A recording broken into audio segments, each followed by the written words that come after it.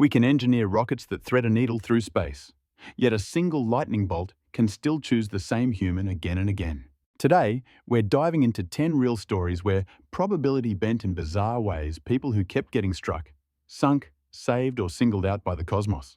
Same theme, new lens, because behind every unbelievable streak is a tangle of physics, chance, and human grit. And yes, these are documented cases. As we go, I'll connect the dots with what scientists actually know about lightning paths, ship design, nuclear fallout meteorites, risk and randomness drawing on trusted sources like NASA, Scientific American, and Nature. The promise? You'll walk away entertained, a little smarter about how the universe plays dice, and a lot more curious about why extreme coincidences aren't as simple as luck. Let's set the stage. We're conditioned to think in neat stories, heroes, villains, cause, effect. But the natural world and the laws of large numbers don't care about narrative. They care about patterns.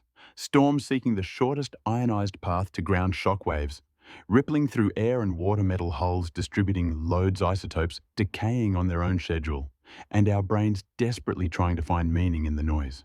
That's why these cases hit so hard they feel personal, cursed, cosmic. Yet many turn out to be vivid intersections of physics and place, time, and temperament. Take lightning, for example. The average lifetime odds of being struck even once are often quoted around 1 in 15,000-ish in the US. But those odds aren't evenly sprinkled. If you live outdoors, work at elevation, or spend years under storm-prone skies, your personal probability stack shifts. A fire lookout tower without a proper rod, a metal-trimmed truck with open windows, those aren't horror movie props, they're risk multipliers. That's how you meet a man like Sullivan without invoking magic. You can call it a curse, or you can call it a tragic masterclass in exposure, conductivity, and cumulative risk. Or consider the sea. To modern ears, unsinkable sounds like hubris. But naval architecture is a negotiation with physics, watertight compartments, rivet lines, bulkheads, redundancy. Ships don't fail because of folklore. They fail when a specific chain of events overwhelms their defenses. Violet Jessop didn't survive 3 sister ship calamities because fate needed a mascot. She survived because trained crew moved differently in crisis, because lifeboat drills buoyancy and rescue corridors matter, and yes, because randomness can cluster in a single life like a thunderhead. Then there's radiation, the most invisible antagonist in our list. The atomic blasts over Hiroshima and Nagasaki weren't just explosions, they were experiments in physics with human bodies in the blast radius. Survivors like Tsutomu Yamaguchi force us to confront dose-distance shielding and the brutal arithmetic of time, acute exposure, now cancer risk later. His story is both impossible feeling and scientifically legible.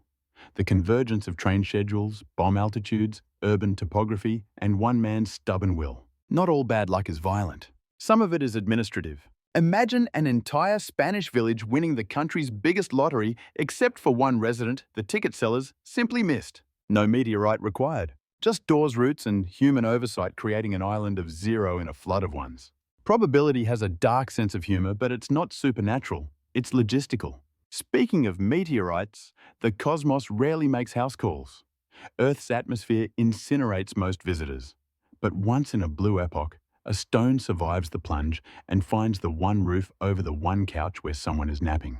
If that sounds mythic, the physics are straightforward: entry angle, mass fragmentation, terminal velocity. The astonishment is ours because our intuitions are built for neighborhoods, not nebulae. Think of your brain like a detective with a very messy corkboard. It pins red string everywhere, convinced there's a pattern. Sometimes its right electrical paths and metal frames really do set the stage. Other times it mistakes spotlight for trend. We're drawn to extreme stories precisely because they're extreme. Out of billions of lives, a few will look like fiction. The trick isn't to dismiss them as impossible, it's to ask better questions. What conditions aligned? What behaviors increased exposure? What systems saved lives anyway? In short, what can we learn? Ready. If you've ever looked up at a storm cloud and felt very small, you're in the right place. If you've ever stared at a bruise and thought, that could have gone so much worse, you're also in the right place. And if you've ever wondered whether the universe is out to get you, or whether it just forgot your address, you're really in the right place. Let's start where the sky keeps receipts, with the man who treated thunder like a stalker, and the science that explains why he wasn't entirely wrong. You'd think lightning would spread the pain around, but nope. Sometimes the sky seems to develop a crush. Meet Sullivan, a Virginia Park ranger, whose job description did not include repeatedly set on fire by clouds. Over 35 years, he collected 7 documented lightning strikes, like unwanted loyalty points. The first came in 1942 in a fire lookout tower, basically a hit-me sign to a storm. With no proper rod to bleed charged safely into the ground, the tower took multiple hits. Roy ran the bolt followed, and he left with a scorched leg and a missing toenail as a souvenir. Then nothing for decades, like the sky ghosted him. Until 1969, when he was driving mountain roads and bolts began stitching between trees on both sides. Electricity loves a short conductive path. An open metal window is practically a welcome mat. Roy woke up hairless in the eyebrow department beard, flambéed his truck, idling near a cliff. Over the early 70s, the pattern tightened. A transformer flashover zapped him at home. A ranger station strike ignited his hair. Then in 1973, after he tried to outrun a storm in his truck, an odd urge made him step out and bang left side of his head down his leg shoe, blown clean off. He carried a can of water after that because in his life stop, drop and pour was a routine. By 1976, a sulking little cloud chased him at a campground. 1977, a direct crown strike while fishing, burns across his torso. And because life writes dark comedies, a black bear tried to steal his catch moments later. He fought it off with the branch like some Appalachian Zeus. Here's the science sprinkled in lightning forms when turbulent storm clouds separate charge tops, positive bottoms, negative priming the air. Invisible stepped leaders snake downward, and an upward streamer rises from tall, pointed, or conductive things. Towers, trees, metal. Even a human on open ground. Where they meet current surges along that ionized channel. Roy's profession put him outdoors at altitude near metal structures and on high ridgelines where storm cells build and decay. That's cumulative exposure, not cosmic vendetta. Even the truck window story tracks with physics a metal vehicle can act as a Faraday cage if you're fully inside and windows are up. An open window breaks that protection. Does that explain 7? It explains why the dice kept landing on him more than the average desk worker. The rest is clustering randomness isn't smooth, it clumps. Still, the human part matters. Roy's fear was earned, his precautions real, and his community's nervous sidestepping around him says a lot about how we think of risk by proximity rather than by behavior. And if you think the sky was dramatic, wait till you meet the sea because it doesn't hold grudges. It holds you. Violet Jessop is the ocean liner stewardess who turned unsinkable from ad copy into a resume line. Before Titanic, there was the Olympic, gorgeous, massive and unlucky enough to collide with a British warship in 9/11. Violet was aboard, shaken but unhurt, and went back to work because that's what professionals do. Then April 1912. Titanic ice chaos orders shouted in a dozen languages. Violet helped shepherd passengers to lifeboats and ended up in number 16 with a baby thrust into her arms. A detail that reads like fiction but fits the fog of war reality of evacuations. Hours on Blackwater, then rescue. Most people would pivot to alpaca farming inland. Violet signed up as a nurse on Britannic during World War I. In 1916, a mine ripped open the hull. She watched lifeboats shred in propellers, a deadly lesson in why orders and timing matter after a stop command, and jumped, smashing her head under a lifeboat keel. Yet surviving with what doctors later confirmed was a skull fracture. 3 ships, 3 calamities, 1 woman who kept showing up for her shift. Now, the nerdy part that upgrades the legend. Ships are giant compromises. The Olympic-class vessels had watertight compartments that didn't reach high enough. Flooding could spill like a tray of ice cubes tipping forward. Collision angles matter. Long gouges are worse than punctures because they open multiple compartments. In wartime, open portholes and forced ventilation can accelerate flooding. On lifeboat mechanics, propellers can keep turning if the engine room hasn't received the halt signal. Sound takes seconds and chains of command can jam in emergencies. What increased Violet's survival odds besides nerve? Training, muscle memory, and being crew.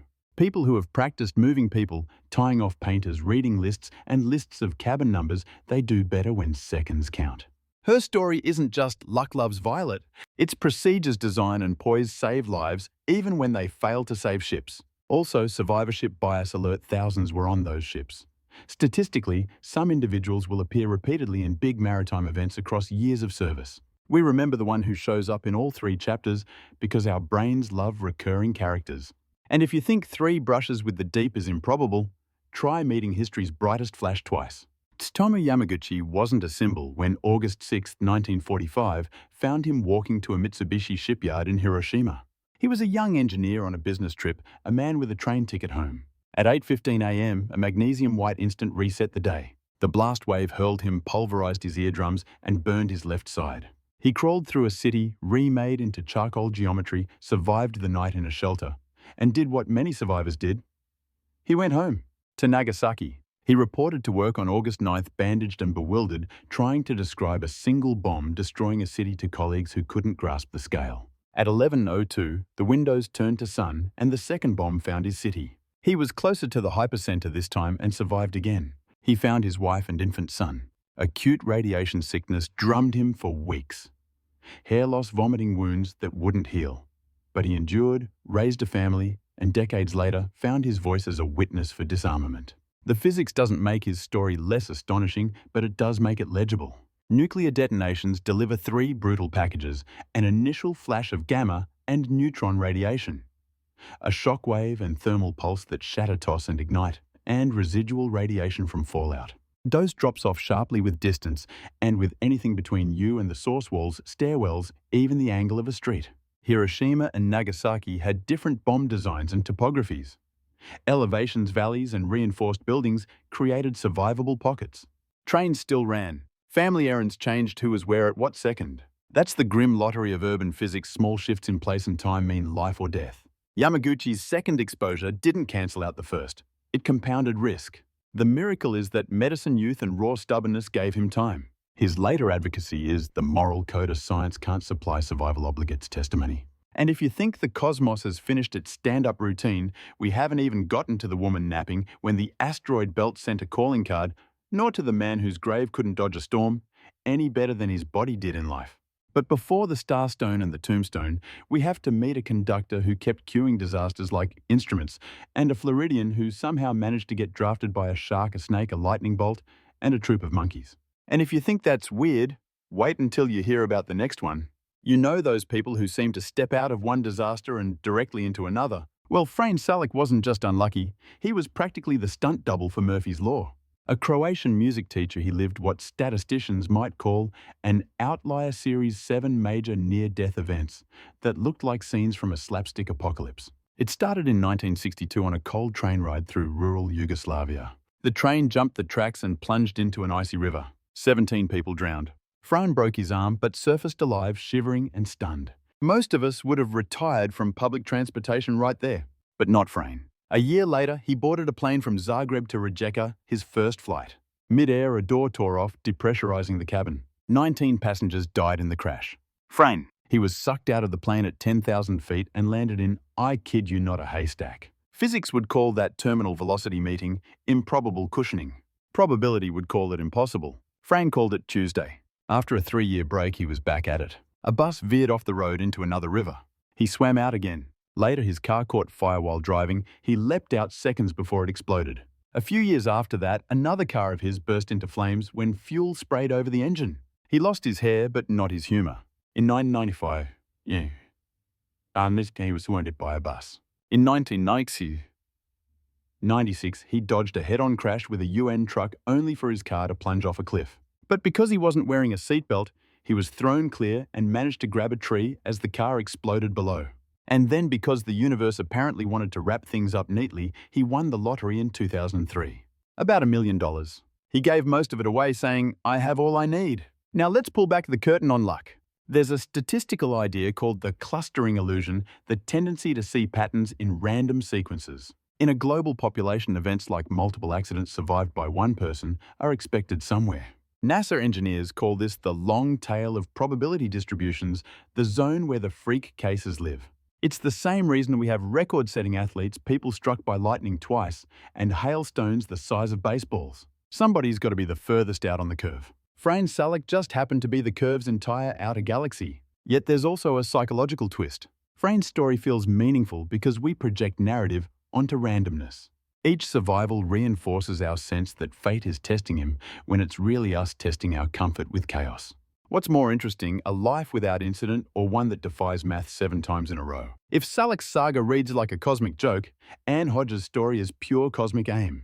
On a quiet Alabama afternoon in 1954, Anne was napping on her couch when the universe dropped in literally.